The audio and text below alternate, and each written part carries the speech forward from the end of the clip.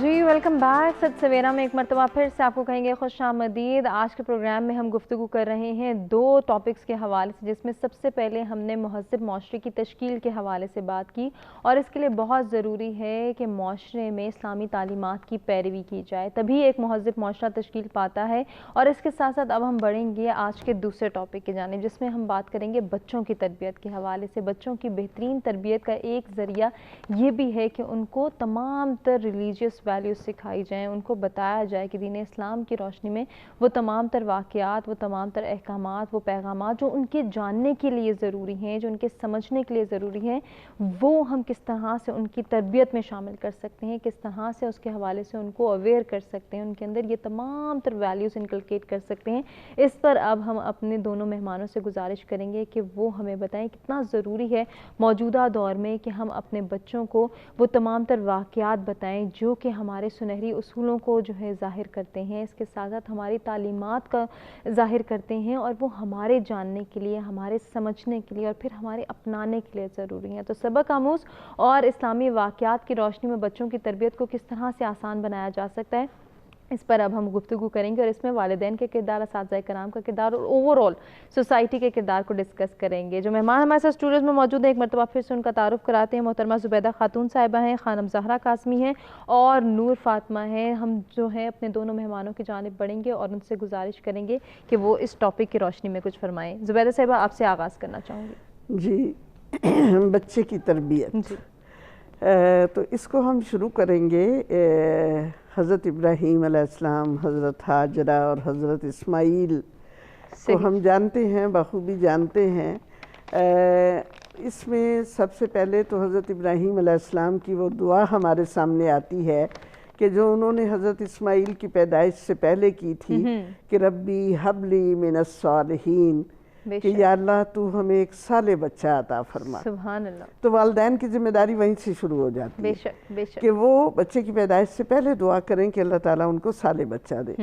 پھر اس کے بعد ہم آگے بڑھتے ہیں. اسلامی تاریخ کا آپ نے کہا کہ ہم اسلامی تاریخ کو دیکھیں، تو اس میں اسلامی تاریخ کا یہ واقعہ ہمارے سامنے آتا ہے کہ کس طرح سے وہ بچہ، چھوٹا سا بچہ، حضرت ابراہیم علیہ السلام کی باقی قربانیاں بھی اپنی جگہ ہیں، لیکن جب انہوں نے خواب میں دیکھا کہ وہ اپنے بیٹے کو ذبح کر رہے ہیں، اور وہ چھوٹا سا بچہ تھا، وہ کوئی اللہ کا نبی نہیں تھا اس وقت، کہ 12 سال کا بچہ. اور جب اس کے انہوں نے خواب سنایا اپنے بیٹے کو کہ میں نے خواب میں دیکھا ہے کہ میں تجھے ذبح کر رہا ہوں، تو قرآن ہمیں یہ بتاتا ہے کہ انہوں نے کہا یا آبت افعل ما تؤمر، کہ بجان آپ کر ڈالیے جس کا آپ کو حکم دیا گیا. سبحان اللہ. اور اسی بات کو پھر علامہ اقبال نے یوں کہا ہے کہ سکھائے کس نے اسماعیل کو آداب فرزندی. واہ کیا بات ہے. کہ وہ آداب فرزندی کہ باپ کے حکم کے سامنے سر تسلیم خم کرنا اور اللہ کے حکم کے سامنے سر تسلیم خم کرنا، تو یہ کس نے سکھایا تھا؟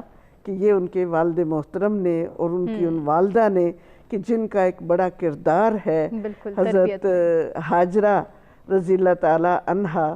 تو یہ تربیت اپنے بچے کی انہوں نے کی تھی. پھر آگے آپ چلیے کہ نبی کریم صلی اللہ علیہ وسلم کا ارشاد مبارکہ ہے کہ ہر بچہ دین فطرت پر پیدا ہوتا ہے، اور وہ دین فطرت کیا ہے؟ اسلام.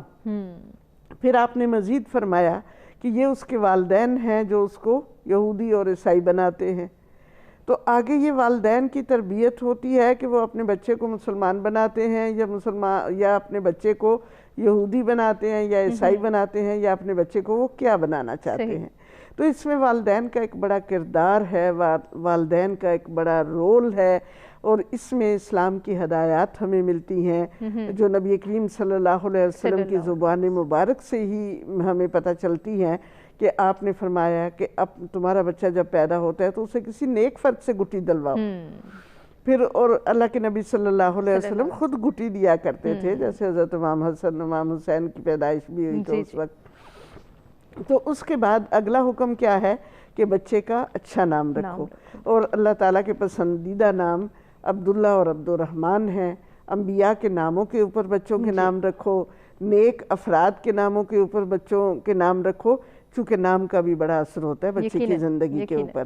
اور پھر اس کے بعد آگے اس بچے کی تربیت کا عمل شروع ہوتا ہے جو والدین نے کرنی ہوتی ہے. اللہ کے نبی صلی اللہ علیہ وسلم کا ارشاد ہے کہ 7 سال کا بچہ ہو جائے تو اس کو نماز کی تلقین کرو، اور پھر اگر 10 سال کا ہو جائے وہ نماز نہ پڑھے تو اس پر سختی بھی کر سکتے ہو نماز کے حوالے سے۔ تو اس طرح بہرحال اسلام کی وہ ساری تعلیمات ہمارے سامنے آتی ہیں۔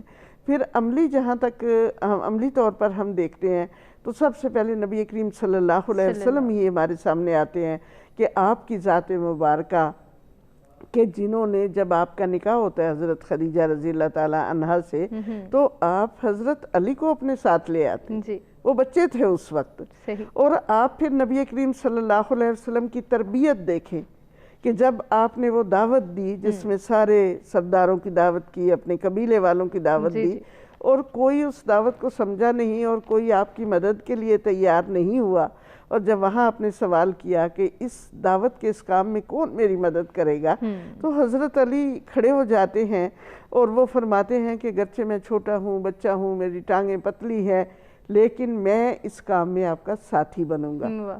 یہ تربیت تھی جو نبی کریم صلی اللہ علیہ وسلم کی تربیت تھی اور جو انہوں نے ان کو سکھایا تھا۔ پھر اس کے بعد ہم آگے چلتے ہیں کہ سیدہ فاطمہ رضی اللہ تعالیٰ عنہ کی تربیت، کہ انہوں نے جس طرح اپنے بچوں کی تربیت کی، جیسے ان کو وہ قرآن پڑھاتی تھیں، جیسے ان کو وہ چھوٹی چھوٹی باتیں بتاتی تھیں، اگر بچے جس طرح سے ابھی ہماری بہن نے بات کی خوف خداوندی کی، خوف آخرت کی، تو اپنے بچوں کے اندر خوف خدا اور خوف آخرت انہوں نے پیدا کر دیا تھا۔ ایون یہ کہ وہ چھوٹے بچے اگر کبھی آپس میں لڑتے بھی تھے تو وہ بتاتی تھی ان کو کہ اللہ تعالیٰ ناراض ہوں گے، تو نہیں لڑنا آپس میں۔ تو اس طرح کی تربیت تھی سیدہ فاطمہ کی، سیدہ فاطمہ رضی اللہ تعالیٰ عنہ کی، اور پھر وہی بچے تھے کہ جو کتنی عظیم ہستیاں تھیں کہ ان میں چاہے ہم حضرت امام حسین کا کردار دیکھیں اور چاہے ہم حضرت سیدہ زینب کا کردار دیکھیں، اور سیدہ زینب بیٹھ کے درس دیا کرتی تھی وہاں پر کوفے کی خواتین جو ہیں ان کو۔ تو یہ تربیت تھی ان والدین کی، نبی کریم صلی اللہ علیہ وسلم سے جو تربیت حاصل کی حضرت علی نے، سیدہ فاطمہ رضی اللہ تعالیٰ عنہا نے، اسی تربیت کو انہوں نے آگے بڑھایا اور اپنے بچوں کی تربیت کی۔ اور اسی طرح سے ہم دیکھتے ہیں کہ ایک وہ بڑا قول بھی ہے کہ ہر عظیم شخص کے پیچھے عظیم ماں کا ہاتھ ہوتا ہے۔ تو تاریخ کے اندر جتنا بھی ہم نے پڑھا دیکھا، ہمیں یہی پتہ چلتا ہے کہ عظیم لوگوں کے والدین عظیم ہوتے ہیں، اور انہوں نے ان کی تربیت کا اثر اس پر ہوتا ہے۔ جیسے وہ ہم حضرت شکر گنج کا واقعہ بھی پڑھتے ہیں کہ ان کی ماں جو ہے وہ شکر رکھ دیا کرتی تھی جے نماز کے نیچے، اور اپنے بچے سے کہا کرتی تھی کہ تم نماز پڑھو، اگر تم نماز پڑھو گے تو تمہیں شکر ملے گی۔ اور واقعی یہ ہے کہ وہ بچے کو شکر ملتی تھی اور وہ اس شوق میں ہی نماز پڑھا کرتا تھا۔ پھر یہ کہ ایک بچہ، ایک تاریخ سے کردار اور ہمارے سامنے آتا ہے کہ شیخ عبد القادر جیلانی، کہ جن کی والدہ جو ہیں انہوں نے ان کو بغداد پڑھنے کے لیے بھیجا، وہ بھی 10-12 سال کے بچے تھے، اور وہ جب ڈاکو آ کے لوٹتے ہیں اس کو قافلے کو، تو وہ بچہ جو ہے اس سے ڈاکوؤں کا سردار آ کے پوچھتا ہے کہ جی تیرے پاس بھی کچھ ہے؟ تو وہ کہتا ہے ہاں میرے پاس 40 دینار ہیں۔ تو وہ پوچھتا ہے کہ اچھا کہاں ہے؟ تو وہ کہتا ہے کہ میری ماں نے میری قمیض کے نیچے سی دیے ہیں۔ تو وہ سردار اس سے پوچھتا ہے کہ تو نے جھوٹ کیوں نہیں بولا، کہ تو نے سچ سچ بتا دیا؟ تو اس کا جواب کیا ہوتا ہے اس بچے کا؟ کہ میری ماں نے مجھے کہا کہ میری ماں نے مجھے سچ سکھایا ہے۔ کیا بات! تو آپ دیکھیں کہ وہ بچہ شیخ عبد القادر جیلانی بنا، جس کو لوگ کہتے ہیں پیران پیر۔ تو بات یہ ہے کہ وہ والدین کی تربیت ہوتی ہے، اور والدین میں سے بھی خاص طور پہ والدہ کی تربیت۔ بالکل، اس پر ہم نے غور کرنا ہے، اس کو ڈسکس کرنا ہے کہ ایک خاتون، ایک عورت اپنی تربیت کو کس طرح سے بہتر بنا سکتی ہے۔ خانم، میری آپ سے بھی یہی گزارش ہوگی، جیسے کہ زبیدہ صاحبہ نے فرمایا، آپ بھی تربیت کے حوالے سے کچھ کہہ دیں۔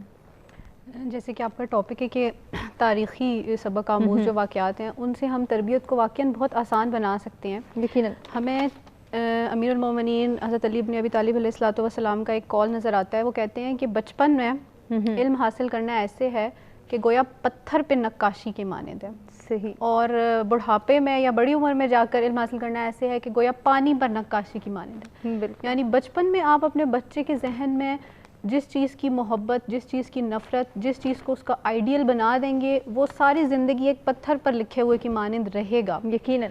تو ہمارے سامنے ہمارے پاس تو اتنی بڑی میراث قرآن مجید کے اندر قصص الانبیاء ہیں، بچوں کو کہانیاں سننے کا اتنا شوق ہوتا ہے، تو ہماری ماؤں کو بالکل چاہیے کہ وہ خود بھی ان واقعات سے آگاہ ہوں اور انہیں آسان الفاظ میں کر کے اپنے بچوں کو ان کہانیوں کی صورت میں کہ جو اب ان کی ایج کے مطابق ان کو بتائیں کہ کس طرح سے حضرت موسیٰ علیہ السلام کے ساتھ کیا ہوا. آپ دیکھیں کہ جب حضرت موسیٰ علیہ السلام وہاں پر جاتے ہیں اور اگر اللہ تعالیٰ پر انسان بھروسہ رکھے تو اللہ تعالیٰ اس کے لیے سمندر میں بھی راستے بنا دیتا ہے. اسی طرح حضرت یوسف علیہ السلام کی کہانی کہ آپ اس کے اندر حسد سے بچیں، بھائیوں بہن بھائیوں کی محبت، تو اس طرح کی بہت ساری تمام انبیاء کی کہانیاں ہمارے پاس ہیں. تو ماؤں کو چاہیے کہ ان سے لیتے ہوئے سبق، اور یہ ان کی شخصیت کو نہ صرف یہ کہ انہیں پروردگار سے قریب کریں گی اور انبیاء کو ان کا رول ماڈل بنا دیں گی بچپن سے. یقیناً بچے فیری ٹیلز کی کہانیاں سنتے ہیں اور اس طرح کی کارٹونز وغیرہ، وہ انہی کو آئیڈیلائز کر رہے ہوتے ہیں اور پھر آگے جا کے وہ انہی کو اپنا رول ماڈل یا اسی طرح کے ان کے پھر ڈریمز اور ان کی پرسنالٹی پہ اس کا افیکٹ ہوتا ہے. اگر بچپن سے آپ انہیں انبیاء کی، ائمہ کی، کہ کس طرح سے امام حسن مجتبیٰ علیہ السلام کو آ کر ایک شخص جو ہے وہ گالیاں دیتا ہے شام کا اور امام اس کے ساتھ کتنا اچھا سلوک کرتے ہیں، تو انہیں آسان الفاظ میں اگر ہم یہ تاریخی واقعات ائمہ کے، انبیاء کے جب ہم انہیں بتائیں گے تو یہ وہ ہمیشہ یاد رکھیں گے اور یہ ان کے آئیڈیل بن جائیں گے. کیونکہ بچپن میں سکھایا گیا ہے. امیر المومنین علیہ السلام امام حسن کو نصیحت کر رہے ہیں کہ جب تمہارا دل نرم تھا میں نے اسی وقت جو ہے تمہیں نصیحت کی، اس سے پہلے کہ تمہاری عقل جو ہے وہ مشغول ہو جاتی، میں نے تمہیں اسی وقت نصیحت کر دی. کیونکہ جو نوجوان کا دل ہوتا ہے وہ کچی یا نرم زمین کی مانند ہوتا ہے، اس میں جو چیز بو دی جائے وہی کاشت ہوتی ہے. تو اس سے پہلے کہ وہ غلط کاموں کی طرف یا کوئی اور چیز کی طرف متوجہ ہو، آپ اس کے اندر توحید کا اور انبیاء سے محبت کا اور اسلام کی تعلیمات کا دست ڈال دیں. امیر المومنین حضرت عباس جو ان کے بیٹے ہیں، وہ چھوٹے سے ہیں، ان کو اللہ تعالیٰ کے بارے میں سکھانے کے لیے کہہ رہے ہیں کہ بیٹا کہو احد، اللہ ایک ہے. اور وہ کہہ رہے ہیں پھر اب وہ کہتے ہیں کہ اب کہو اسنین، تو وہ کہتے ہیں جس سے میں نے ایک کہا ہے اس سے میں دو کیسے کہہ دوں اب. تو اتنا زیادہ امپیکٹ اس کے اوپر ہوتا ہے، یہاں تک کہ ابھی بچہ پیدا نہیں ہوا ہے تو ہمیں دعائیں بتلائی گئی ہیں ہر مہینے کہ آپ نے اس مہینے میں یہ دعا پڑھنی ہے. پھر جیسے جیسے وہ سمجھنے کے قابل ہوتا ہے تو آپ تھوڑی تھوڑی چیزیں اس کو، اور یہ جو تاریخی واقعات ہیں ان کا بہت اثر بچوں کے تربیت کے اوپر ہو سکتا ہے کہ آپ ان کو وہ جب یہ واقعات بتائیں گے تو وہ انہی کو آئیڈیلائز کریں گے، انہی کے ذریعے سے اپنی زندگی، اور اس کے اندر آپ انہیں ساری بات ہے سچ بولنے کی. اور اس کا ایک اور فائدہ یہ بھی ہے کہ بچے جو ہیں اگر آپ ان کو ڈائریکٹ نصیحت کرتے ہیں، انسان کی فطرت ہے کہ وہ ڈائریکٹ نصیحت کو اس طرح سے قبول نہیں کرتا جس طرح سے وہ انڈائریکٹ نصیحت کو قبول کرتا ہے. جب آپ انہیں ان کہانیوں کے ذریعے، ان تاریخی واقعات کے ذریعے کہ ہمارے ائمہ نے کتنی مشکلات میں بھی صبر سے کام لیا، کتنے مشکل وقت میں بھی انہوں نے سچ بولا، تو وہ ان واقعات کو ذہن میں رکھتے ہوئے وہ اس کو اپناتا ہے، وہ اس کو دیکھتا ہے کہ ہاں اگر وہ کر سکتے ہیں تو مجھے بھی کرنا چاہیے. جب امام حسن اور امام حسین علیہ السلام بچے ہیں، ان کے گھر میں کھانے کو بھی نہیں ہے اور وہ اس پر بھی صبر کر رہے ہیں، وہ آپ وہ والی کہانیاں بچوں کو بتائیں. پھر ان کے لیے سورہ دہر آتی ہے. تو جب ہم سیرت سخاوت کا پہلو سکھانا ہے، سخاوت کا پہلو، یہ تمام کہانیاں جو ہیں اس کے ذریعے سے ان تاریخی واقعات سے. اس کے بعد پھر ہماری اسلامی شخصیات ہیں جن کے واقعات، اور اب تو بہت اچھی کتب جو ہے وہ ہمارے سامنے دستیاب ہیں. قصص الانبیاء کے واقعات ہمارے سامنے ہیں جن کو مائیں پڑھ کر، شہید مطہری کی 2 کتابیں ہیں بہت اچھی سچی کہانیاں جس میں انہوں نے ائمہ کے واقعات کو، انبیاء کے واقعات کو بہت آسان لفظوں میں جو ہے وہ بیان کیا ہے، تو وہ ہیں. اور بچوں کے لیے بہت سی اس طرح کی کتابیں بھی آ چکی ہیں، تو ماؤں کو ان سے ضرور استفادہ کرنا چاہیے، خاص طور پہ سوتے وقت ان کو بجائے کہ امرو یار کی اور اس قسم کی کہانیاں سنانے کے بجائے ان کو انبیاء کی، ائمہ کی اور وہ واقعات ان کو بتائے جائیں تو ان کی تربیت. لیکن ایک اور امپورٹنٹ بات یہ ہے کہ ایسا نہیں ہے کہ آپ ان کو کہانی بتا دیں، کہانی میں آپ انہیں سچائی کا درس دے رہے ہوں اور آپ کی زندگی میں جو ہے وہ آپ کو کچھ اور کرتے ہوئے دیکھیں. اگر آپ ایسا کریں گے تو وہ اثر کھو دے گی، آپ کی بات میں اثر نہیں رہے گا. وہ ان کو پھر وہ بھی ایک قصہ کہانی لگے کہ بس ٹھیک ہے یہ کہانی سننی تھی، اس کو کہانی تک ہی محدود ہاں عملی زندگی میں اس کو شامل نہیں کرنا. کیونکہ امی نے بتایا تو یہ تھا کہ وہ ایسے کرتے تھے، لیکن خود امی جو ہیں وہ یہاں پر اس چیز کو امپلیمنٹ نہیں کر رہی ہیں. تو آپ کو کسی حد تک رول ماڈل ان کے لیے بننا ہوگا. اگر خود بہت ساری اخلاقی خصوصیات انسان کے اندر نہیں ہوتی، لیکن آپ کوشش کریں کہ جو زندگی میں اچھے لوگ ہیں آپ کو نظر آ رہے ہیں ان کی مثالیں انہیں دیں، تاکہ وہ یہ بھی دیکھیں کہ صرف ماضی کے لوگ ایسے نہیں تھے، آج بھی اس پر عمل کرنا، ان چیزوں پر، ان واقعات پر سچ بولنے پر، ماں باپ کا احترام کرنے پر آج بھی یہ چیز ممکن ہے. بالکل ممکن ہے، لیکن اس کے لیے بہت ضروری ہے کہ والدین کی پہلے کاؤنسلنگ کی جائے. والدین خود کو ایسے پیٹرن پہ ٹرین کریں جس کا ذکر آپ نے بھی کیا کہ کس طرح سے ہم نے بچوں کی تربیت کرنی ہے. آج ہم ارادہ کرتے ہیں کہ ہمارے بچے پڑھے لکھے ہونے چاہیے، تربیت یافتہ ہونے چاہیے، لیکن اس کے لیے کوئی پیٹرن ڈیزائن نہیں کرتے, کوئی ڈائریکشن ہم فالو نہیں کرتے, تو بینگ پیرنٹ ہم کس طرح سے جو ہے وہ یہ ڈائریکشنز فالو کر سکتے ہیں, کس طرح سے اپنی لائف کو ایک خاص پیٹرن کے مطابق گزار سکتے ہیں؟ دیکھیں, ہمیں یہ تو بات بالکل ٹھیک ہے کہ ہمیں پیرنٹنگ کے اوپر ہمارے اوپر کوئی کلاسز نہیں ہوتی, کوئی کاؤنسلنگ نہیں ہوتی, اور ہمیں اس چیز کو ایکسیپٹ کرنا چاہیے کہ اس کی تربیت کرنی چاہیے شادی سے پہلے. شادی کا جب آپ سوچ رہے ہوتے ہیں اسی وقت آپ کو یہ سوچنا چاہیے کہ آپ کو ایک ذمہ دار ماں باپ بننے کے لیے کیا چیزیں چاہیے. صحیح. تو آپ کو اس کے لیے سب سے پہلے تو چیز ہے نا کہ معرفت, کہ آپ کو پتہ ہو کہ کیا چیز آپ نے کرنی ہے. اور ہمارا دین ایسا ہے کہ وہ آپ کو بالکل بھی نہیں روکتا کہ آپ دوسرے علوم سے استفادہ نہ کریں, آپ سائیکالوجی سے استفادہ نہ کریں, آپ بالکل ہر علم سے استفادہ کر سکتے ہیں, حتیٰ کہ اس کا اگر وہی سے ٹکراؤ نہ ہو تو بالکل آپ پیرنٹنگ کے اندر اس چیز سے استفادہ کرتے ہوئے آپ ان چیزوں کو پڑھیں, پیرنٹنگ کے اوپر کتابیں پڑھیں, اور اپنی زندگی میں اگر آپ چاہتے ہیں کہ آپ کا بچہ مہذب ہو تو آپ کو خود اپنے گھر میں اس چیز کو لانا ہوگا. بالکل. اور یہ آہستہ آہستہ لایا جا سکتا ہے, ایسا نہیں ہوگا کہ آپ ایک دم سے جو ہے بس سارے غلط کام ختم ہو جائیں گے اور آپ بالکل ٹھیک خود بھی ہو جائیں گے اور بچے بھی ہو جائیں گے. آہستہ آہستہ آپ کوشش کریں کہ آپ ایک بات لے لیں کہ اچھا سچ ہم نے اب بس اپنے گھر میں بولنا ہے, اور ہم نے ہمیشہ سچ بولنا ہے بچوں کے سامنے. کسی سے نہیں ملنا چاہ رہے تو ان کے سامنے یہ نہیں کہنا کہ ہم گھر پہ نہیں ہیں.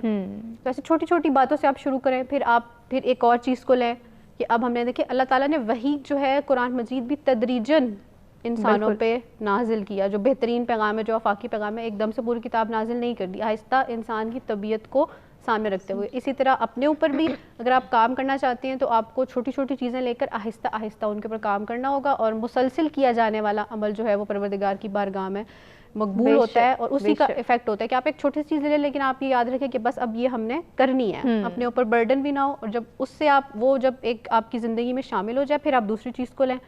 تو اس طرح آہستہ آہستہ انشاءاللہ تعالیٰ کی بہتری آئے گی. بالکل. اور اپنے آپ کو ایجوکیٹ بھی کریں اور پھر اس کو امپلیمنٹ بھی کریں. یقیناً, اور یہی تربیت کا بہترین طریقہ کار ہے جس پر ہم غور کر رہے ہیں, جس کے حوالے سے جان رہے ہیں, اور اپنے دونوں مہمانوں سے جو ہے وہ اس پر بات بھی کر رہے ہیں کہ والدین اپنے بچوں کی تربیت کو کیسے بہتر بنا سکتے ہیں. اسلامی تعلیمات اور احکامات کے ذریعے تربیت کرنا کتنا ضروری ہے, اس میں صرف والدین کا کردار نہیں بلکہ اساتذہ کرام کا کردار بھی آتا ہے, جس پر ہم گفتگو کریں گے. بریک کی جانب ہمیں بڑھنا ہے. بریک پہ جانے سے قبل نور فاطمہ سے گزارش کہ وہ بارگاہ رسالت مآب صلی اللہ علیہ وآلہ وسلم میں گلہائے عقیدت نچھاور کریں. بسم اللہ کیجیے. زہِ مقدر حضور حق سے سلام آیا, پیام آیا, جھکاؤ نظریں بچھاؤ پر کے, ادب کا اعلیٰ مقام آیا, زہِ مقدر. یہ کون سر سے کفن لپیٹے چلا ہے الفت کے راستے پر. یہ کون سر سے کفن لپیٹے چلا ہے